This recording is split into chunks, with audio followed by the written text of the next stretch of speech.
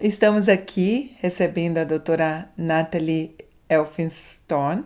Ela é de Melbourne, na Austrália. Ela é uma médica obstetra que tem feito um trabalho nas mídias sociais muito importante e aceitou estar conosco aqui hoje, gravando esse vídeo para os profissionais do parto do Brasil e de Portugal.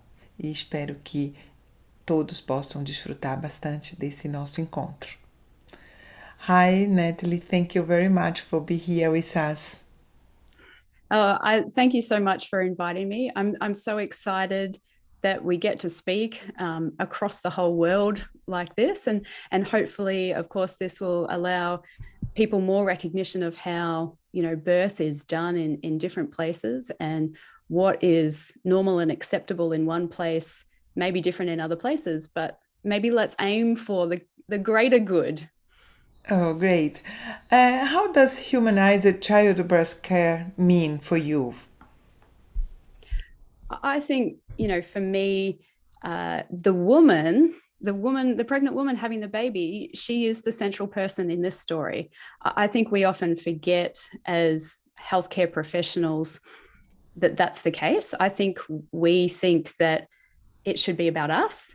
We've done the study, we've done the research, we know better, we are the person that's in control, and we're not. Actually, the woman herself is the person at the center of the story. And I think, these days that's reflected in, we are seeing greater and greater rates of what people describe as childbirth trauma, which is just a horrible thing to think about. Childbirth should be one of the most amazing days of your life, one of the most memorable, joyous, love-filled moments.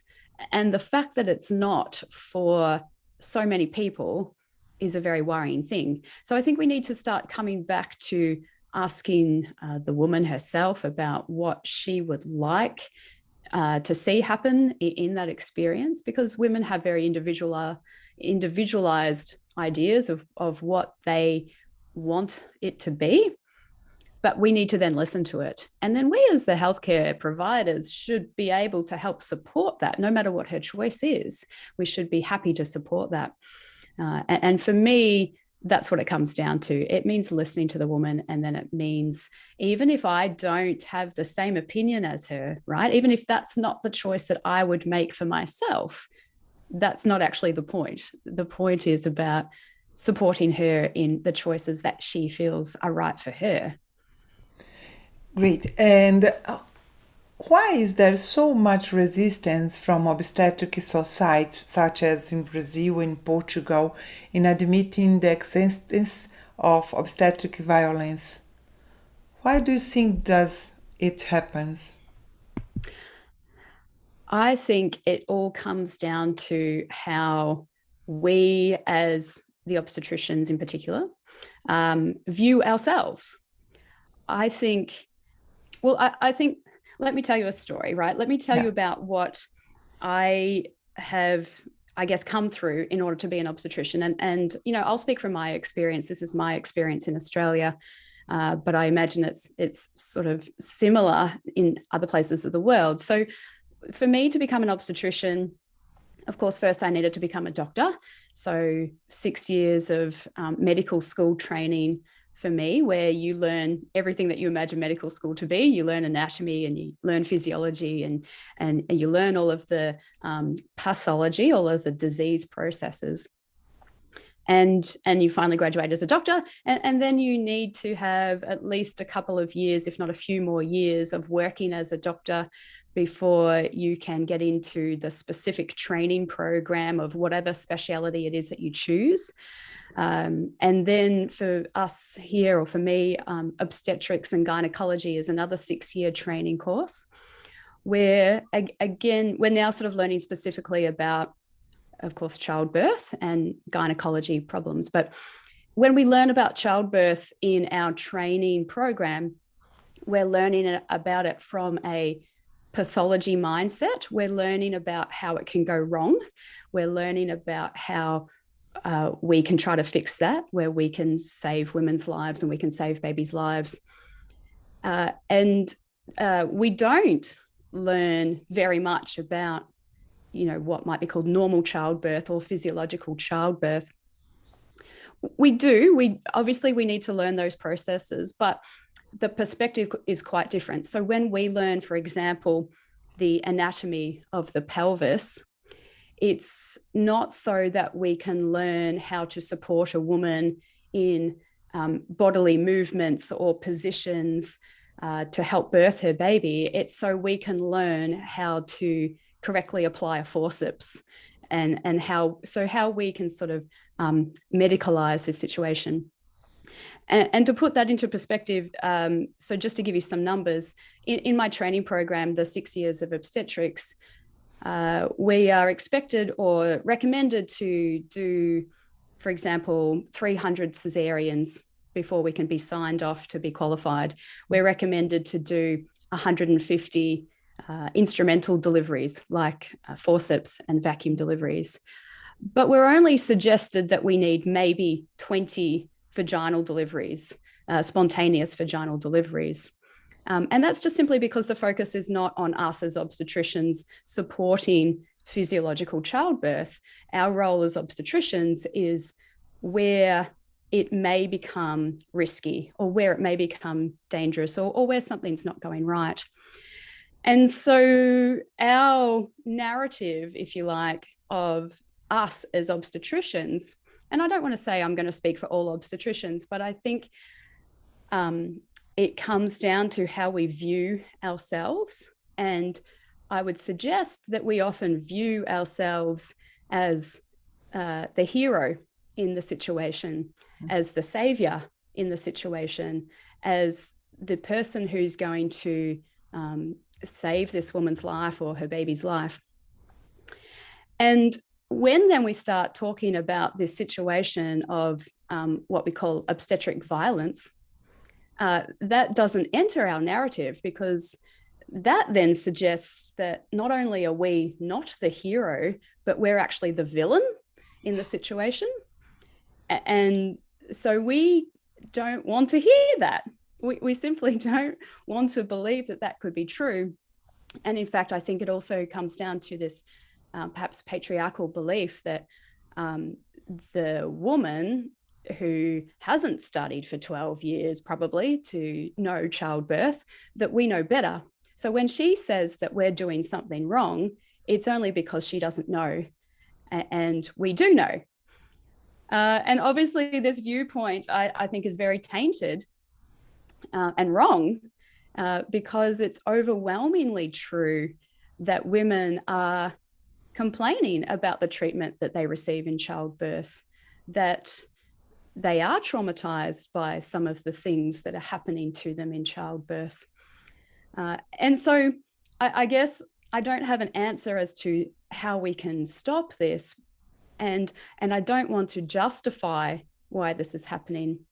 But I thought that today maybe I would give you maybe that perspective of why we as obstetricians do have trouble with this belief, and why it will, I think, always become a difficult conversation to be had. And maybe because it requires us then to look deep within ourselves and realize where we may be doing harm and where we are doing harm. And then we have to change our practices. And we're not trained for that. We're trained for the forceps and the cesarean. And that's okay, because you will always need obstetricians. There will be a requirement for those things in some situations. And it's, of course, maybe the role of the midwife or the role of the doula or the role of the support person to be there to help support and advocate the woman for her normal delivery, her vaginal delivery, her physiological delivery. But I think that's why there's always going to be a controversy. Yeah, this is something very different from Australia to Brazil or Portugal, because as the obstetricians are required to come on the risks births, here in Brazil and also in Portugal, we don't have the midwife assistance. All the assistance for birth with low risk or high risk is done by the this kind of obstetrician who has the training for high risk situations.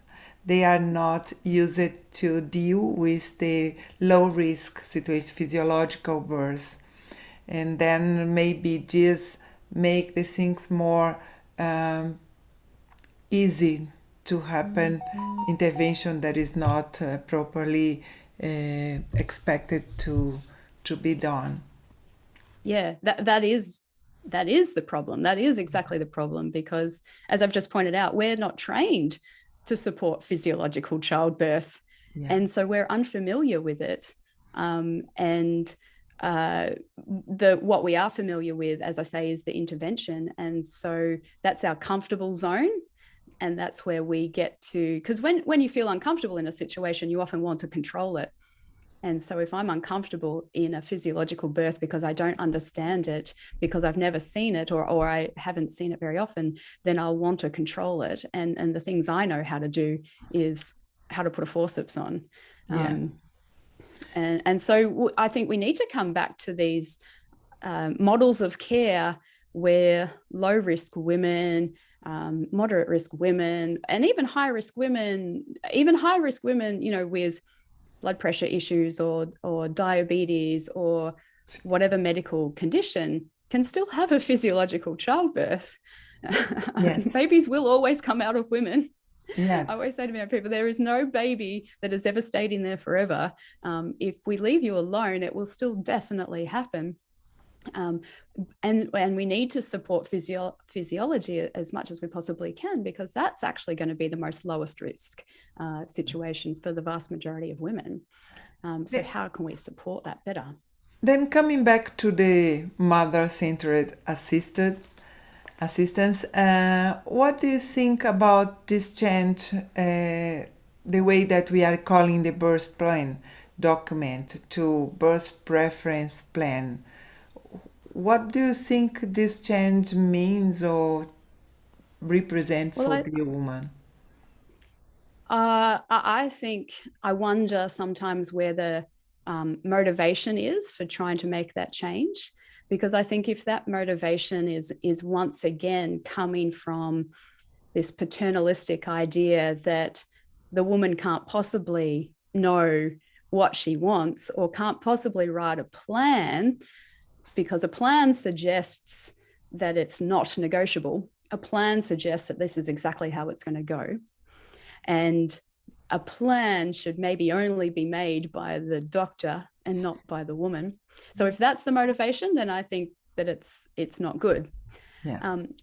But obviously I think, and I say this to my women who are writing birth plan, I'll call them what you want. I say, nobody ever writes on their birth plan that they really want the emergency cesarean, or they want the push for 4 hours and then need a forceps delivery because my baby's going into fetal distress. Nobody writes those things on the birth plan, right? And I'm not suggesting that people do, but I am suggesting that there does need to be flexibility in a birth plan, or at least that women have considered what plan B is, or plan C, or plan D, or plan E. I think writing, a single page document with exactly how you want it to go, that in itself, I think sometimes is difficult, because what I see sometimes is if the plan does get derailed, maybe there are situations that require intervention, that when a woman has not prepared for that, or when she finds that she's in that situation, that's what makes her feel sometimes a sense of disappointment in her birth, or a sense that she's failed in some way because she hasn't been able to live up to her birth plan. And that, I think, is also fraught with problems, because I really would like to believe that no woman comes out of her birth with a sense of disappointment or a sense that she's failed in some way. And I've had women say to me afterwards, after, say, an emergency cesarean, when they've said to me, I just had no idea that that might happen, or I really wasn't prepared for that to happen. And I say, but we know that statistically, and so here in Australia, we know that statistically 33% of women will end up with a cesarean in birth. Now that's overall stats. So 20-something% of women in childbirth will end up with an emergency cesarean. So if you say to me, I've never even considered that as a possibility, and I say, but 1 in 5 people will. So I think, you know, and I don't want to dwell on the negatives. I'm not saying that every person should consider all of the emergency situations, but I think that we still need to allow some flexibility in the birth plan. And so if that's what the motivation is for saying, let's call it birth preferences, then that's okay.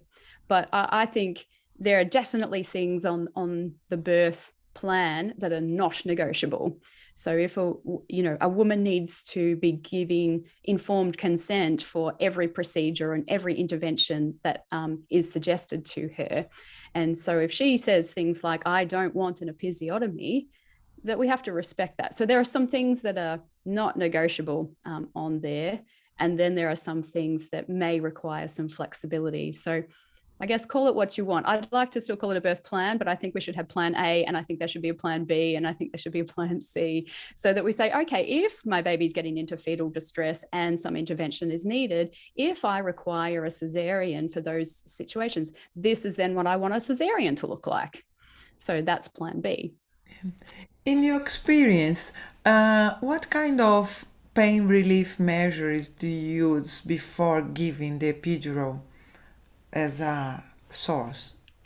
Yeah, I think a lot of, well, I say to my women, you know, pain in childbirth is very much a physical thing, but it is also very much a psychological thing or an emotional thing.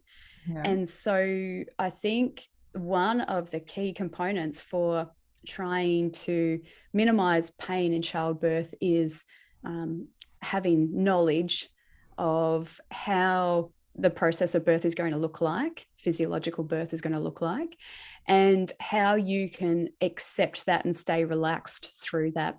So I like to think about all of the 5 senses and how you can use all of those 5 senses, you know, your sight, your smell, your hearing, your taste, and your touch, to support relaxation, because we know that if a woman stays relaxed, her normal amounts of oxytocin will be flowing, and they in turn help her endorphins to be flowing, and they're a natural painkiller. So I think about, you know, massage. If you know, so think about what she likes for her, because not everybody likes all of these things, but I think about massage. I think about warm water immersion, so showers or baths. I think about position changes, so how she can move around the room in all sorts of different positions, you know, standing and kneeling and squatting and sitting on the toilet or a birth stool or a birth ball. Definitely not about, you know, lying flat on your back with your legs in stirrups. I think about, you know, the aromatherapy maybe that she wants to have, the music that she wants to have playing, how she wants her support person to be supporting her. So all of those sorts of things. And then, of course, when it comes to perhaps medications, then I suggest going from sort of least drug-like, if you like, to epidurals at the very end of that list. But so things like the TENS machine, or sterile water injections in her back, the nitrous oxide gas, maybe some morphine, and then epidural as a sort of last resort. Because I think sometimes whilst a epidural is what we call that gold standard of pain relief, so it will be the one that will be likely to be the most effective in terms of pain relief, but it also comes with perhaps the most amount of other interventions with it too. And even when I say the word intervention, I mean the fact that she will need to have an IV drip in, she will need to have a catheter placed in her bladder. We would be recommending continuous monitoring of her baby after that situation. She will be now confined to the bed. So for us here in Australia, or certainly in my experience, we don't have what we call that walk-in epidural that I know that some countries have. We have an epidural that means you can't weight bear on your legs, so you will be in the bed. So I would certainly be saying, again, to each woman her own. It's not about what's right or what's wrong. It's about knowing that all of these things are options, and then choosing the thing that makes the most amount of sense for her. But this is something that's very different, because we know that here, and especially in Portugal, they offer epidural just in the beginning. Then this makes a lot of difference in the way the process of birth will goes on. If you use epidural just even the beginning, it will require lots of intervention that maybe to not be necessary if you use this kind of intervention that you cite. Have you any experience with meditation or hypnosis in your assistance? I think that part for me comes back to when I've said, let's get women sort of educated, if you like, about what the process of childbirth will be like. And so I certainly recommend she do things like childbirth classes. And here we have many, many, many, many different options of sort of the type of childbirth classes that you can do. But certainly things like hypnobirth or calm birth classes, and those are fairly registered trademark types of classes, but where the idea is to maintain control through either meditation or hypnosis or affirmations, and I think it all still comes down to acknowledging that the process of birth is going to be uncomfortable. Let's be honest about that. We do know that it is going to be painful. Let's even use that word.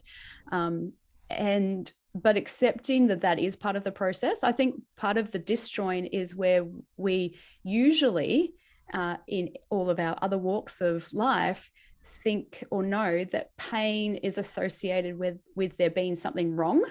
So, when we usually get pain, it's because there's either some kind of disease process or because there's some kind of, trauma, you've broken your leg, there's something wrong and that you need to get attention for that because we need to do something. But in childbirth, we know that there's so many processes happening in the body that it seems like it's going to be very, very unlikely for that baby to come out of you without some form of discomfort, at least. But that we know that and we anticipate it and we expect it, but we know that it's normal. We know that it's okay. We know that it's part of it. We don't need to do anything about it if you're okay with accepting that level of discomfort. So I think that's sometimes where the idea of maybe getting an epidural straight away is because of the idea that why feel pain if you don't need to? Yeah. And that's okay. You can choose that option, but physiological childbirth is likely to happen with some amount of discomfort, but maybe we can embrace that and work with it. Yeah, I saw some videos that you published in your social media about the maternal assisted cesarean, and I was so glad to see how the woman can participate actively in this moment, even if it was necessary a cesarean section. What does maternal assisted cesarean mean exactly? What is the difference of the normal cesarean? Isn't it amazing to see those videos, because it is, I think, so different from what we expect or what we see or what we know to be a cesarean birth to be like. So let me explain a maternal assisted cesarean, and that's I guess a term that we've that's been sort of phrased, and that's been around for a long time. I'm certainly not the first person to be doing this, and I'm not going to claim to be an expert on this idea, but what it is the same sort of process of a cesarean, so meaning the woman, for us here in Australia, the woman gets a spinal anesthetic so that she's still awake, but of course she goes numb and she can't feel the pain of the surgery. We still make the standard preparations. We still do the same process of a cesarean. So we make the incision in the mum's abdomen and we deliver the baby's head. So we get the head of the baby out. We get the arms or the shoulders of the baby out of the incision. And then we allow the woman who has already previously done a proper surgical scrub. She is gowned and gloved the same way as us as the surgeons. So we've maintained a sterile field throughout this whole operation for both me as the surgeon and her as the mum, who's also the patient. So now the baby's head and the arms are out of her abdomen. And now she herself can reach down and hold her baby, grab her baby, and lift her baby up out of her abdomen herself. And then we're able to now sort of take down her sterile gown so that she can place baby directly skin to skin on her chest. And she's got her baby and she's helped be part of that process. And she's been able to have some of the same sorts of things that we would be hoping and expecting in a physiological or vaginal delivery. She's still been able to have these even at a cesarean delivery. And it's the most magical thing ever. Yeah, especially you can keep the oxytocin circuit active. And it may be very so I think, in a classical cesarean, we've often missed out on so many of those processes that we take for granted that are really important in childbirth, like the skin to skin. Skin to skin is something that's recommended by the WHO and UNICEF to happen in that first hour of birth. And we normally or often skip out on that at a cesarean delivery. But why should we, and why can't we have that direct skin to skin for all of the benefits that it has, both hormonally for the mother and for the baby, and for setting up ongoing normal physiology of things like breastfeeding? We definitely know, of course, of all of the great benefits of skin to skin. And we also do the delayed cord clamping at a maternal assisted cesarean as well, wherever that's possible. And we know, again, that this is something that has great benefits for the baby, both in the short term and probably the long term as well. So let's try, or my aim here with this maternal assisted cesarean is to be trying to aim for all of those good medical things, if you like, but also the great psychological benefit for the mother as well, because often in a cesarean delivery, people will suggest that they've felt quite out of control or really disjointed from it, disconnected from it, because maybe she's just lying here and she can't feel anything and she's got this screen up so she can't even see. And then we've literally just held up this baby, declared it to be hers, and then put it somewhere else where she can't see it. She doesn't get to touch it for who knows how long. By the time she does touch it, it's all bundled up in blankets and all she can see is its little face. And, that's really difficult for people sort of psychologically as well. So just trying to maybe undo some of those things that we a cesarean, of course, is still a medical procedure. So I definitely still want to maintain all of the safety benefits like sterility, but let's change things where it's possible to do so in a safe way so that women can get all of the advantages from all of those things that I've just said. Great. Natalie, with all this discussion about the maternal center assisted, not only for cesarean, but for all the birth assistance as we are talking since the beginning, how can you see the future of obstetrics from now on, not only in Australia or in the Anglo-Saxon country, but the whole world?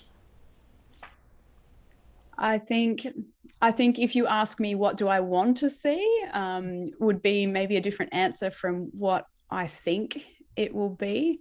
I think we will unfortunately continue to have two quite discrepant views or parties or aims.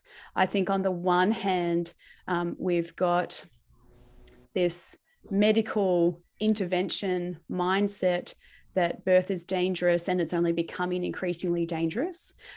For example, here in Australia, we know that the age of first childbirth in mothers is going up. We know that obesity rates are going up. We know that therefore sort of medical complications or as in medical diseases, if you like, in mothers is going up. So more people have diabetes, more people have high blood pressure, more people have other health concerns when they're pregnant or having a baby. So we feel perhaps justified in suggesting that childbirth is getting more dangerous. And so therefore, let's keep on coming up with more ways of making it safer. So and this is, I think, why, of course, induction rates are going up and Cesarian rates are going up. So we've got that on the one hand. And then I think on the other hand, though, we've got the pushback from that. And this is where it's getting really exciting. So we're becoming better at advocating for childbirth rights and women's rights and family rights. So knowing that birth, which has been something physiological from, of course, the beginning of time, otherwise we wouldn't be here as a human race, let's come back to supporting all of the ways in which we can aim for physiological childbirth. And maybe, of course, because the hospital model looks like that, the medical intervention, maybe we need to try to start coming out of that model of care as much as we can. So I think we're going to see more focus on things like midwifery continuity of care or anybody else other than a doctor, other than an obstetrician. We're going to see perhaps more push for things like home birth or what we call family birth centres. So I think that model of care is going to spring up more and more.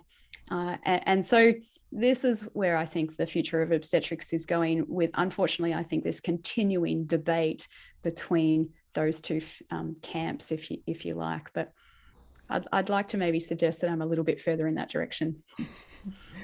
Thank you very much for your generosity to be here with us, to share with us all your experience and your hopeness for a better future, as we have this hope, and to maybe to be alive to see all this change in all around the world. Thank you very much. I've got 3 daughters, so I am very keen to see the future for them be safe, but as happy as it possibly can be, supporting them in their choice at every step of the way. Thank you very much. Thank you so much for having me.